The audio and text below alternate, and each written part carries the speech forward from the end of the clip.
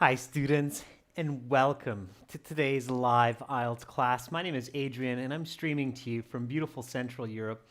I hope everybody is having a fantastic week so far, staying healthy, staying strong, and productive. Welcome to this class of speaking for the IELTS exam.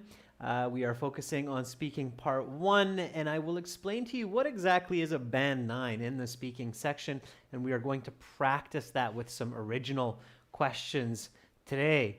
Welcome, Football and Jokes, Harinder Singh. Good to see some students in the class already. Hi, Abhishek. Hi, Nikhil. Welcome, members. Good to see you as well, Shubh Sharat. Students, this lesson is presented to you by aehelp.com for academic IELTS success. Definitely visit us there. For the general IELTS, visit us at gieltshelp.com. On both of our websites, we have lots and lots of help for you to improve your speaking, your writing, reading, listening skills, and to get higher band scores. Basically, everyone who uses our websites for about a month before your exam, of course, you need to use them every day for at least a few hours if you can, you will improve your band scores. We guarantee that. Okay, this is our academic IELTS website here. You can click that big red button to join the premium package. And our general IELTS website is the same layout, but with the green background. You can use our websites on your phone, mobile, or on the computer. And of course, we have apps that connect to the websites as well, so you can learn from your My Student account anywhere you are. When you log into your My Student account up here, you can find other students to practice your speaking with for free. I'll show you that real quick and just darken up our screen here. So if you go into your My Student account, then you will find our computer-based practice exams, our lesson videos and HD audio CDs, and then here you will also find the student partner speaking. By the way, a new feature, you will see this QR code. You can put your phone on that QR code to download the app and link it as well.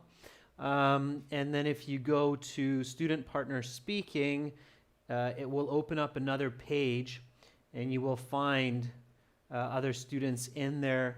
At the moment, somebody is calling me. It's Guzaya. Guzaya, I can't talk right now because I'm hosting a live class, but thanks for calling me. Guzaya, try somebody else, okay? But you can see some other students in here as well, of course, because as soon as I got in here, people can see that I'm online too. So here's Banu, here's Uzman, and Shubh Sharat, so you can contact those people, Guzaya. So there's always somebody in here, and you can video chat and audio chat, so check that out, okay? All right. Yeah, can't do speaking and do a live class, but next time. All right, so that's free for everyone to use in your My Student account, just showing you that resource. It's absolutely valuable, and you have the same in the general IELTS version as well. In fact, the student partner speaking links between the two websites, okay? So keep that in mind, okay? So use these websites to help you prepare for the exam, okay?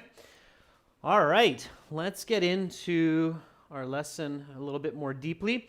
If anybody has questions, just send me an email, adrian@aehelp.com, about the IELTS or about our products. I'm happy to help. Of course, you can get our exam books from Amazon, AE Helps Academic IELTS or GE Helps General IELTS.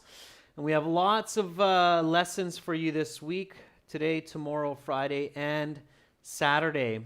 Okay, let's get into some speaking. So the topic for today that I titled this lesson is, what is a band 9? Okay, a band 9 means that you can speak fluently, you can give great answers, you have good communication skills, you rarely ever make mistakes, and if you do make mistakes for a band 9, they have to be natural mistakes. So when you hear me speaking, giving these lectures, I'm sure sometimes you hear me making some mistakes as well, but they're kind of natural. I mean, nobody really speaks perfectly. There's no such concept as perfect speech. Okay, there's just expert level speech, and that's the definition of a band 9. It's an expert user of the English language. It's not a native user, and it's not a perfect English, okay? So everybody keep that in mind for band 9. When you're thinking about band 9, according to the IELTS, a band 9 is an expert user of English, okay? It's not a native user or speaker, and it is not a perfect English user, okay?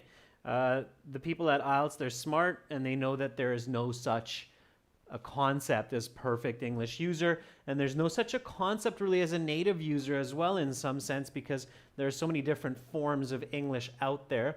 Again, IELTS is not an ESL exam. It is an English proficiency exam, okay? Keep that in mind. So IELTS is not an ESL exam. It's not an English as a second language exam, okay? It is an English proficiency exam.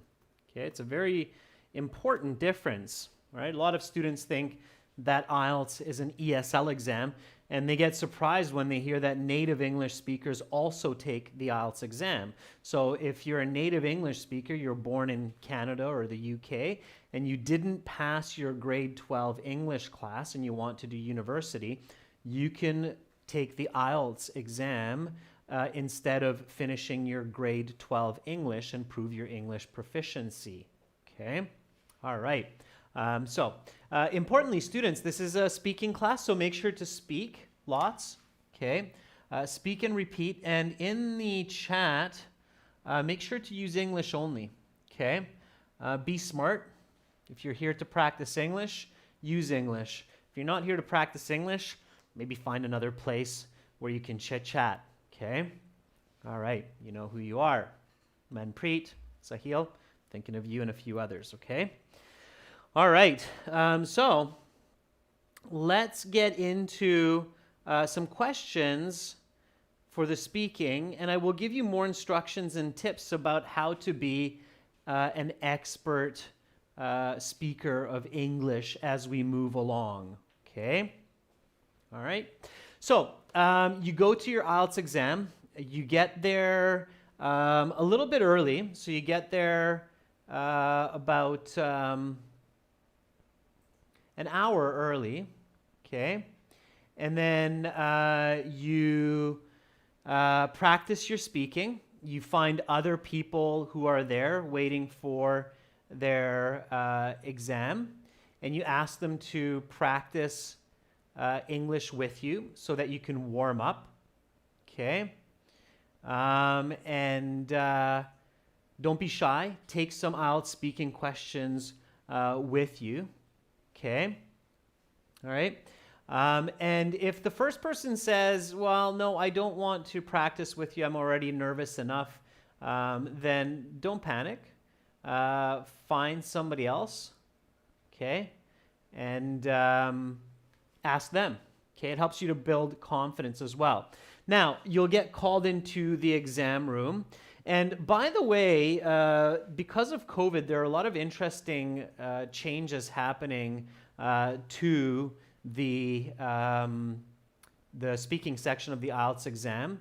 So they're doing the exam with face masks. Also, they're putting like a glass shield between you and the examiner.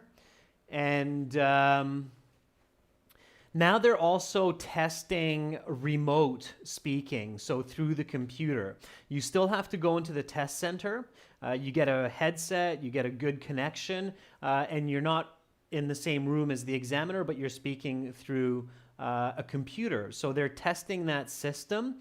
Some of you who registered for your IELTS exam, make sure you check notifications. They might send you a notification that says you have a practice speaking session.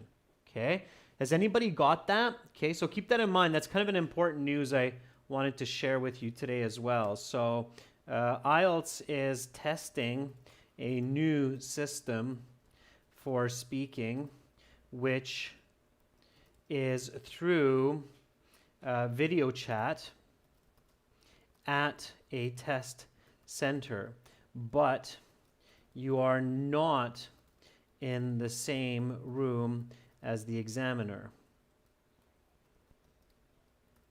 Okay, and keep in mind that many students are getting notifications from IELTS to do 2 speaking interviews. The first is just a trial. You do not get marks. Okay. So has anybody experienced this? So this is something new. Okay. AJ Kumar says, yeah, me. Janelle says, okay. All right. So, and of course, in this case, you don't have to use a mask. Yeah, IELTS knows that people are having trouble with the mask. So that's why they're setting up this new system, okay, through the computer. Now, of course, you should still practice lots of face-to-face. If COVID suddenly starts to get solved, then there's a good chance that IELTS will go back to the face-to-face speaking. So, importantly, you have to practice both your face-to-face and video chat speaking, okay? So, important message from me, yours truly. Practice both face-to-face with mask on and video chat speaking for your IELTS. I know it's a little bit of a crazy world out there today or these days, but that's just the way it is. Okay. I think for the video chat, you do not need to wear a mask. Okay. Right. It is not going to be from home. It's in kind of like a special room, I believe. Okay, so lots of changes going on. Pay attention to that. We're trying to find out as much information as it's happening also. Okay, so that important administrative note aside, you are going to be with your examiner, video chat or face-to-face, and the examiner still might ask you, even if you're in video chat, can you show me your identification, or may I see your identification? Okay, and you have to have a good, nice, clear, fluent answer for this. Young, I am a native Canadian, North American, if you will. Okay. All right, so let's start to warm up. Again, this is speaking, so make sure to speak and repeat. I know young coach or Kosh from maybe Uzbekistan is curious here. I am speaking West Coast Canadian, Vancouver, Victoria style of English, similar to Seattle, San Francisco, and so on. Okay.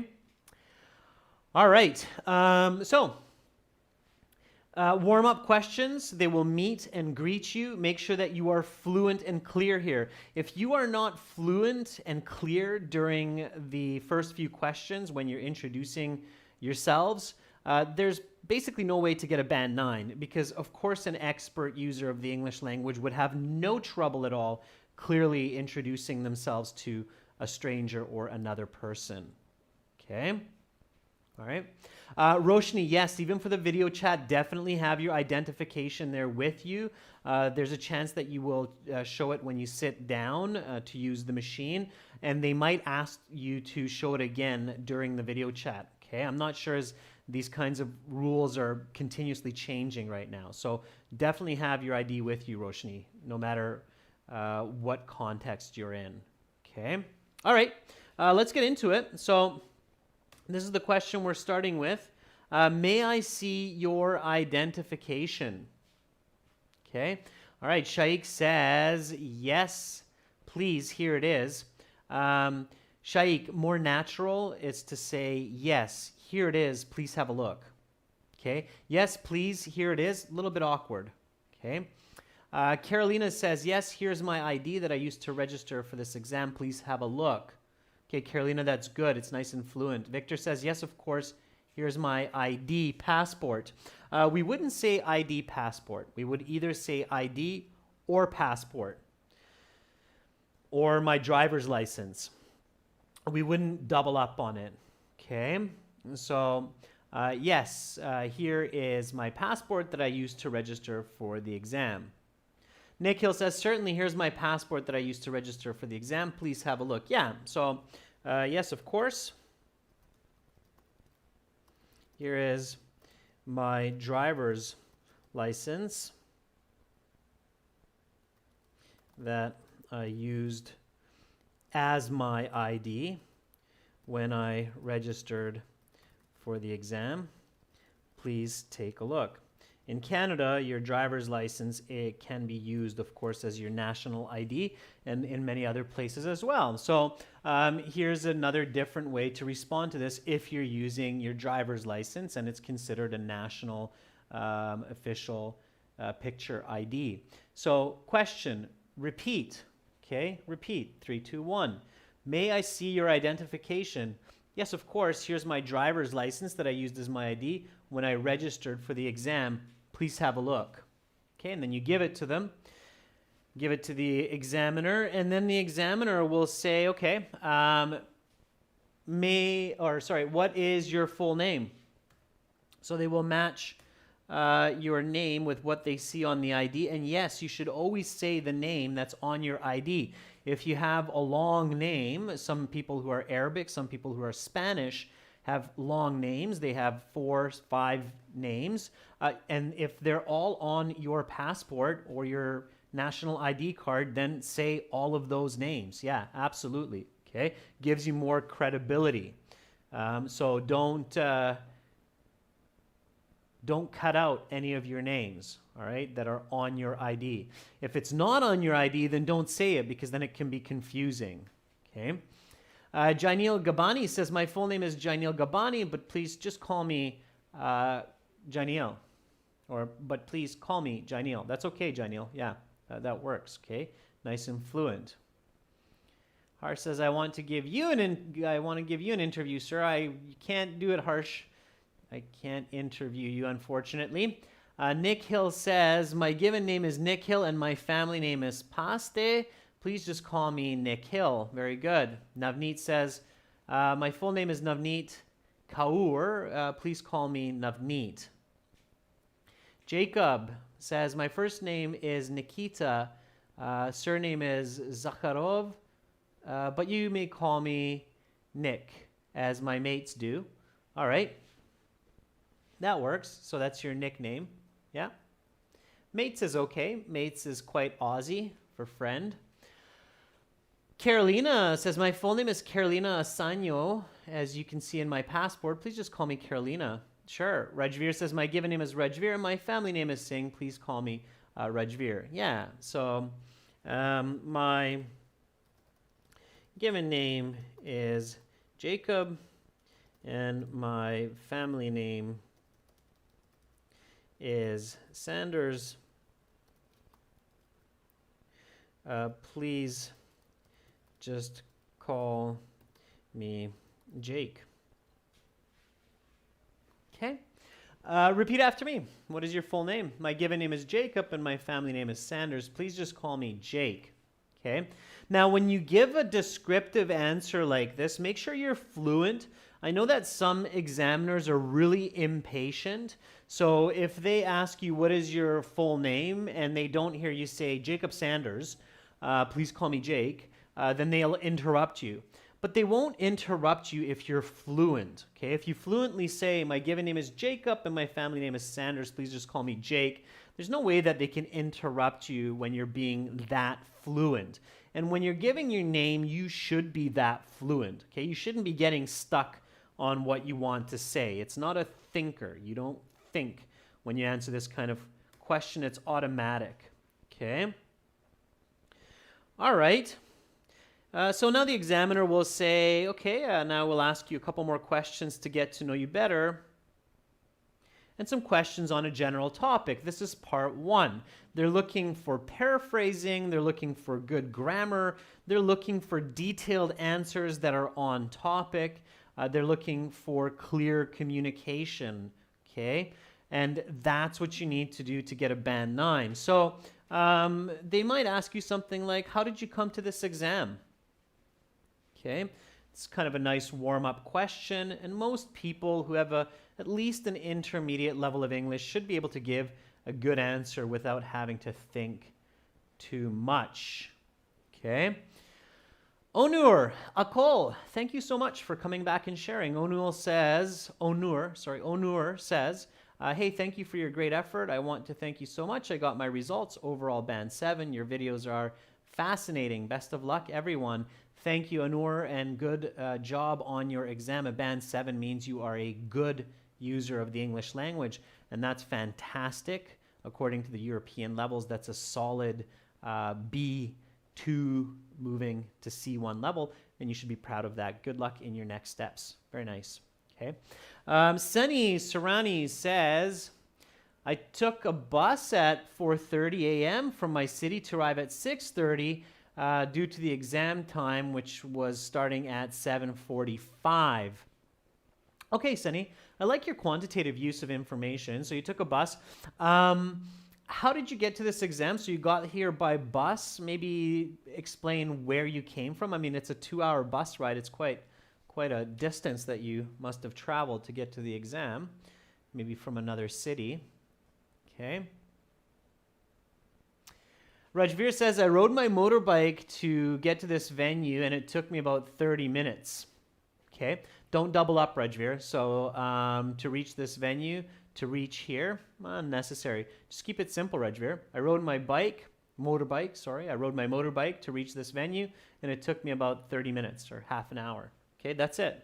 All right. It was quick, convenient, easy parking. Right, Rajveer? It's the advantages of motorbikes.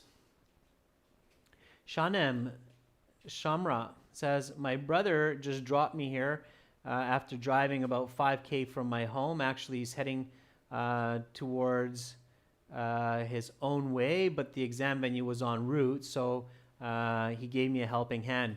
Shanem, not bad. There's a couple of awkward language use mistakes there. Again, students, don't make mistakes in these warm-up questions. Only answer what you know is fluent and clear. If you're making mistakes, even though you think the examiner's not marking you, in their head, they're marking you already. Okay? In fact, introduction is very important because an examiner can get a very good idea of a person's English level from the way they introduce themselves. Okay, so be really careful. Niha says, well, I came by bus because I live in the countryside and there's a stop which is near my home. It's conveniently located and it's comfortable for me to travel this way. Okay, Niha, same thing, all right? Be careful. So I rode a bus to this exam. There is a stop just outside my home, and it took about half an hour to get here. Okay? All right, repeat after me. How did you come to this exam? I rode a bus to this exam. There's a stop just outside my home, and it took about half an hour to get here. Okay? Seems really simple, but there are a lot of elements to this answer. Simple past tense. Okay? Here I have a simple coordinating conjunction, and I'm joining sentence and sentence. It took about half an hour to get here. Quantitative language. Simple is beautiful, but it's not always easy, so you have to practice. Okay? All right, next question. How will you go back home? Okay, so first question, how did you get here? You answer that nice and smoothly, fluently, using good language, and then it makes sense to ask, well, how will you go back home? Ferdov says, I will call a cab as after the exam I will be tired and hungry, so it's the best choice. Nice response, Ferdov. It's original, it makes sense. There could be quite a bit of truth to that. Why not grab a cab, right? Especially if you're tired, you're feeling stressed as well after the exam, you're hungry, you just want to get home or get to a restaurant. Sure, grab a cab, okay? And by the way, the verb is hail. If you stop the cab on the street, you hail the cab, okay? Which most of us don't do because most of us just use our phone with apps nowadays, like a Bolt cab. Abhishek says, well, the same way, I will go home in my car. However, this time I will make a pit stop for buying groceries since I have organized a party for my parents on their Golden Jubilee anniversary. Okay, nice, Abhishek. So you're going to make a pit stop. Nice use of language there. I believe pit stop does use a hyphen. You join those with a hyphen, pit dash stop. Okay. Juan Pablo says, after this exam, I think I'll walk for a while and do some window shopping on my way to the bus station. Then I'll just take the bus to the bus stop closest to my home. Nice, Juan. Okay, Abhishek, Juan, really nice job on being natural and using some good communication, right?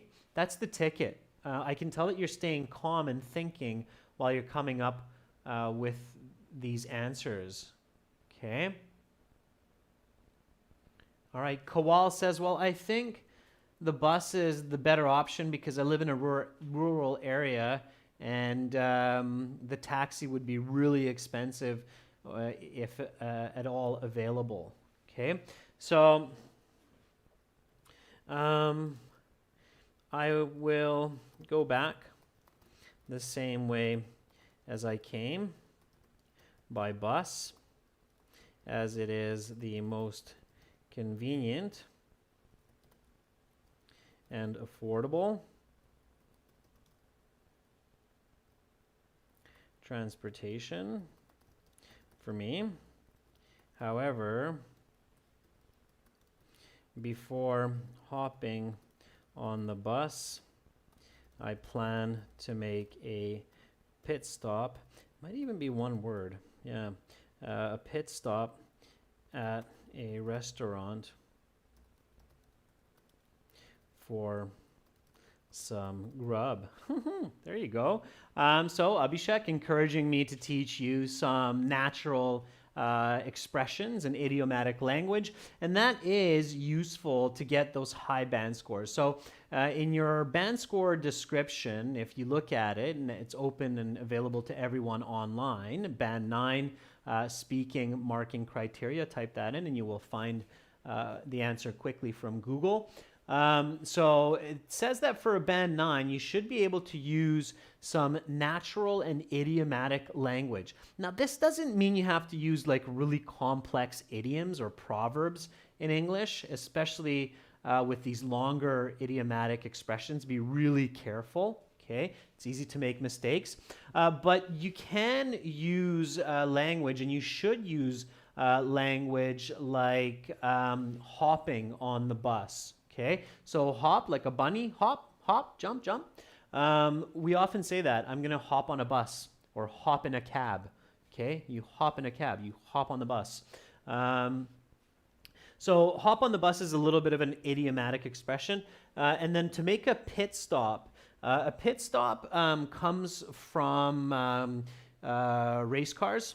Okay, so if you're thinking Formula One or Indy 500, when the car is going around and around the track and then they need to get more fuel or they need to change their tires, they go into the pit stop. Okay, so it's the pit stop where the car will stop and then the pit crew will replace the tires, fill the gas, and then the car is off to the races. So that's a pit stop, and we use that in everyday language as well. You make a pit stop, which means a quick stop somewhere to do something like grab groceries or some food. And kind of a slang way to say food is grub. Grub. That might be a new one for some people. So I'm going to grab some grub. Grub is usually some very quick food like a sandwich, maybe some fast food. Okay, that's grub. All right, so one more time. How will you go back home? I will go back the same way as I came, by bus, as it is the most convenient and affordable transportation for me.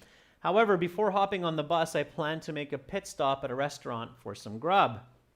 Great. Okay. Sounds good. And the examiner will be like, well, okay, this person is definitely an expert user of English with this kind of vocabulary. Now, they will say something like, okay, let's talk about tables and chairs.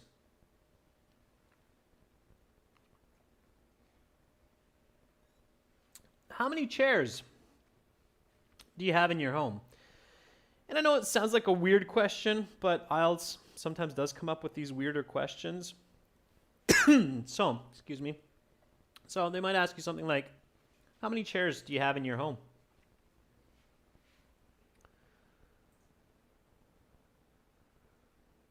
Moria says, I have a total of 8 chairs in my condo, which includes 4 dining chairs, 2 chairs by the sofa, and the other 2 on my balcony.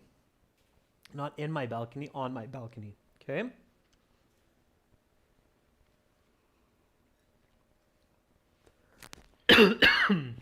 Excuse me.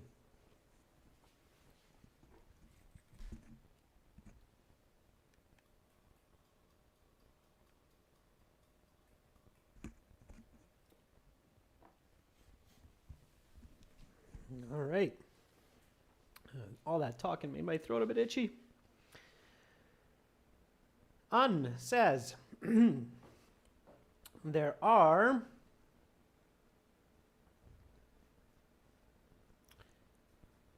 let's see, wait a second. Okay, there's So says, there are over 20 chairs in my home as my house is quite spacious. In the dining room, there are 10 chairs, and the living room consists of 5 of them, not to mention some in the backyard.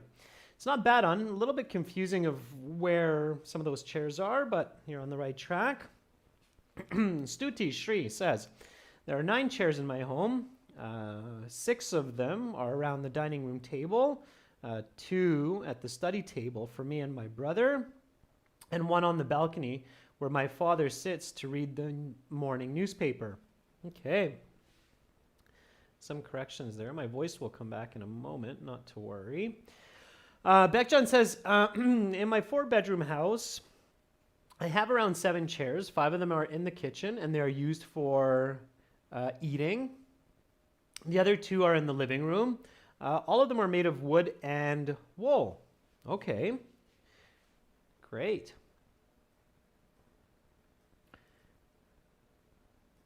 Hassan says, well, just give me a minute so I can count them. I think overall there are 12 chairs and 2 tables. 1 table for coffee and the other for dining. Each table has 6 chairs. Okay, Hassan, not bad. You should just call the table as a coffee table.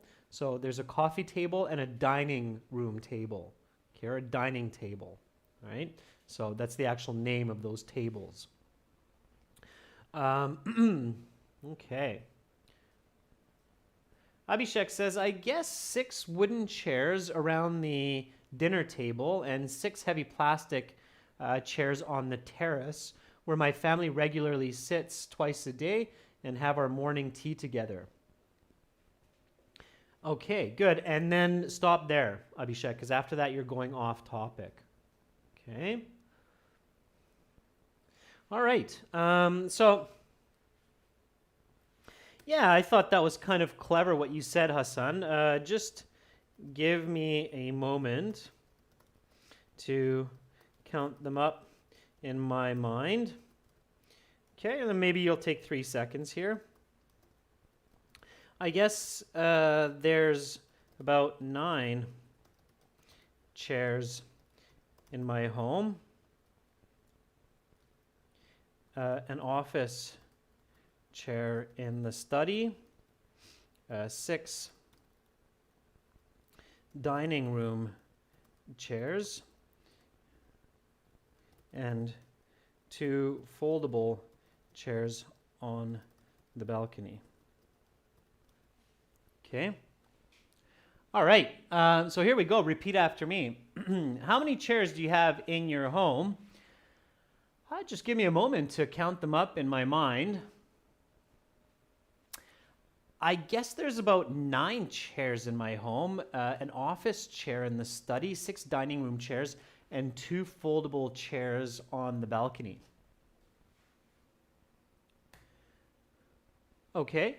Where are the tables in your home? Okay. Always pay attention to the question mark, or where are the tables in your home? Okay. Secure now. Good to see you in the class. Long time no see. Okay, I'll catch some of your responses. Just keep going. That one looks good about the chairs. Let's move to the next one. Okay. All right. Juan Pablo says, I have one table in the living room and one in the kitchen. They are useful for cooking and serving food. In the other rooms, I have a desk and some other furniture. Okay, Juan, good. The desk is still okay because it's sort of like a type of table, a study desk, okay? But don't go off talking about other types of furniture. So where are the tables, okay? So focus on the location in this case, all right? That's what's most important. Students, always pay really attention to the type of question it is. So where means the location.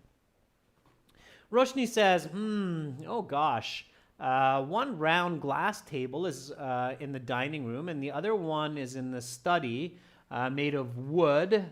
So it's durable and I can study on it for long hours. It's comfortable to write on, right? Wooden tables are comfy to write on. Okay.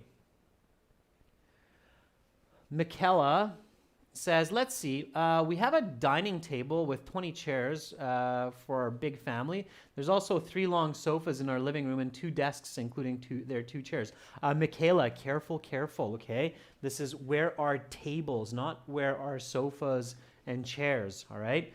The examiner is really listening for how accurately you can answer these questions, and that has a big impact on your band score. So to get a band 9, you really, really need to give accurate answers. So Rohit says, I have 3 tables. One of these is always in my room. It's my study table. The other one is in the kitchen. It's our dining room table. And the third one is in the living room where we sit to have discussions and host guests. Okay, Rohit, good. All right. Now give examples as well whenever possible. All right. Okay. Jasleen says, seems every area in my home has a table. One in the living room, 2 side tables beside the bed in the bedroom, one in the study area, and a small table in the kitchen that my mom uses mostly for cutting up food. All right. Z says, there are 2 tables in my home. One is in the living room where we keep the sweets when guests arrive. Another one is in my room, which is the study table. Good. Okay. All right, good job. Mohammed, I can see that you're saying to speak a little bit louder. If anybody thinks I'm speaking a bit quietly, let me know. Okay, all right? So, there are 3 tables in my home, not counting the 2 nightstands beside my bed. 1 table is in the dining room. There is a coffee table in the living room and a large wood table in my office, which I use for work. All right. So here we go. Repeat after me. Where are the tables in your room? There are 3 tables in my home, not counting the 2 nightstands beside my bed. 1 table is in the dining room. There's a coffee table in the living room and a large wood table in my office, which I use for work. Okay. Stay on topic. Don't overcomplicate. Here I give lots of information for location. Okay. All right. Next question. Here we go. Let's keep rolling. So which is your favorite chair and why? Okay, which is your favorite chair and why? Yarabisha says, the computer chair is my favorite one. I spend the whole day working at my desk sitting in my computer chair.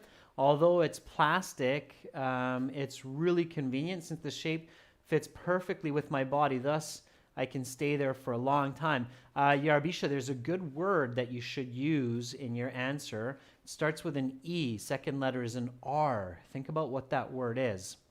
Okay? It's a very something chair. Starts with an ER. Very something chair. Ferdov says the black and white one is my favorite chair as it's made of natural leather and wood. Also, it's not only comfy, but has sentimental value as I inherited it from my father. Okay, Ferdovs. Good. My lovely chair, a little bit awkward. My favorite chair. Okay. All right.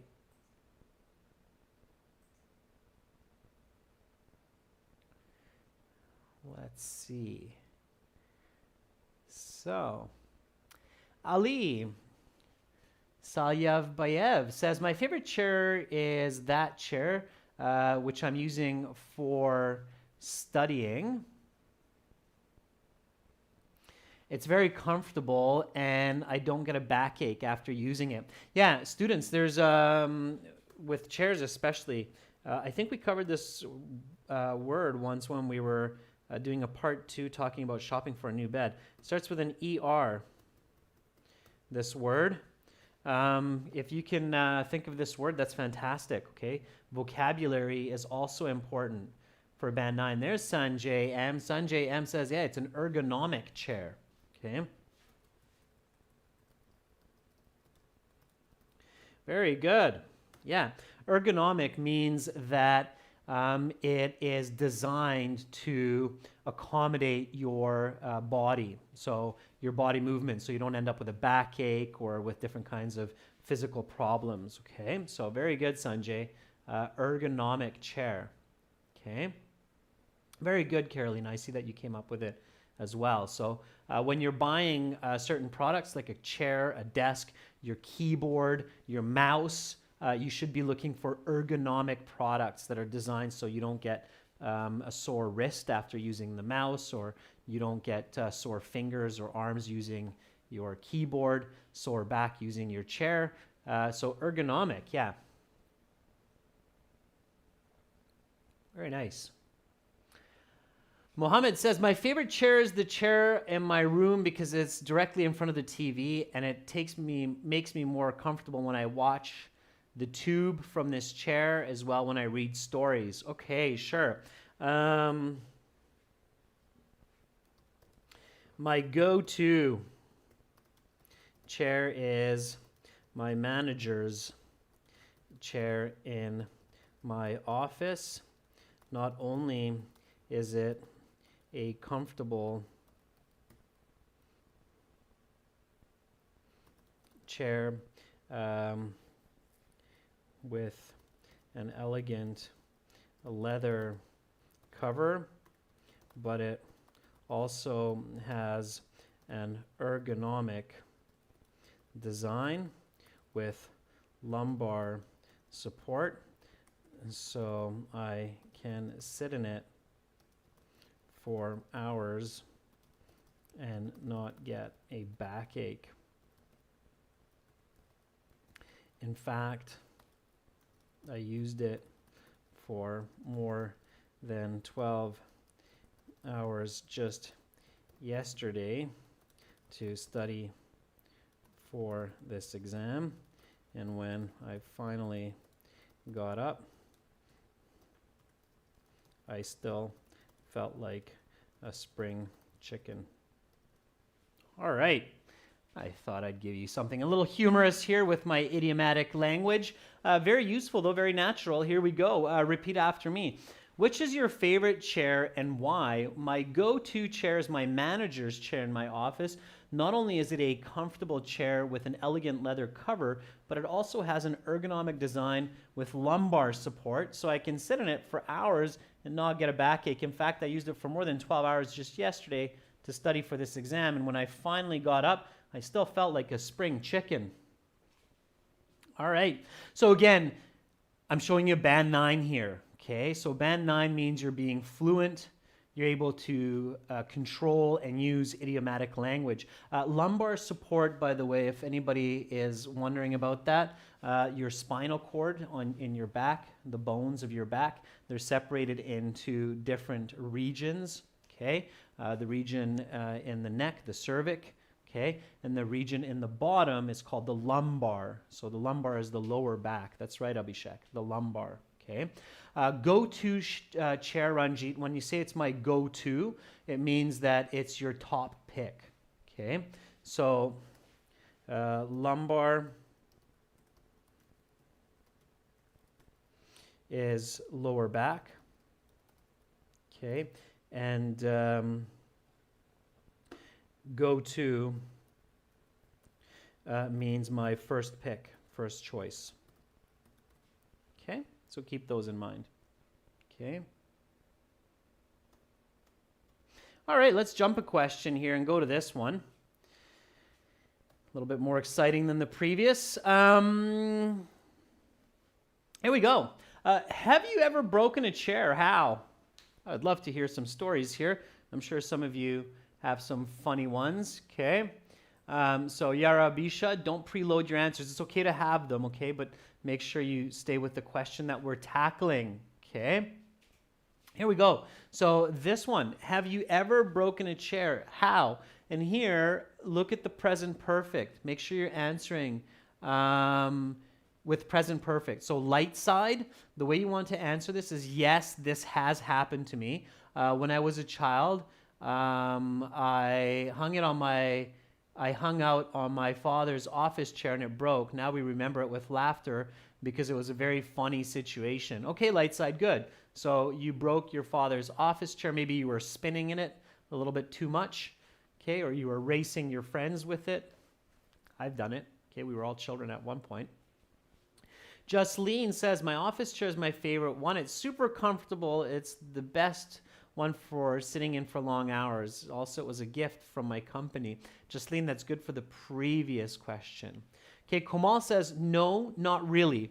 Okay, Komal, even if you give a negative answer, like no, not really, you should explain, okay? So no, not really. I've been really fortunate.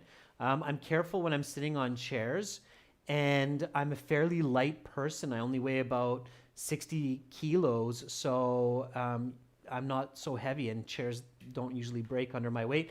And I'm very careful. I check the chair before I sit in it, so I don't sit in old rickety chairs. Okay, so even if you say no, not really, Raj or Kamal, you have to be fluent.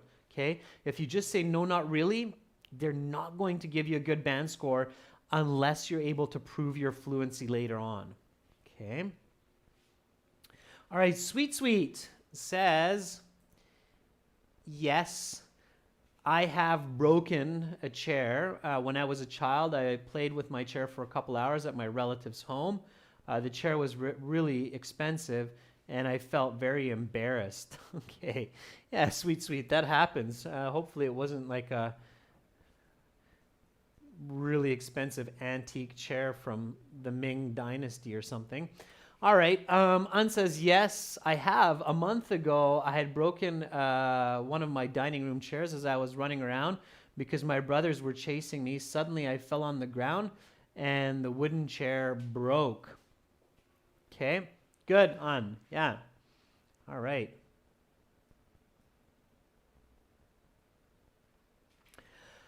Ishrit says, yes, it happened with me once when I jumped on my really comfy and favorite couch and it just broke. And it actually was quite painful. Ooh, Ishrit, I'm sorry to hear that. Now, that's a couch. That's not a chair. So make sure you stay on topic. Yes, I have. I've had a couple of embarrassing moments breaking lawn chairs. Some of these are just made of cheap plastic. And one time when I was at my friend's house, as I sat down, the chair's legs broke and I fell on my back and spilled red punch all over myself, while the others laughed.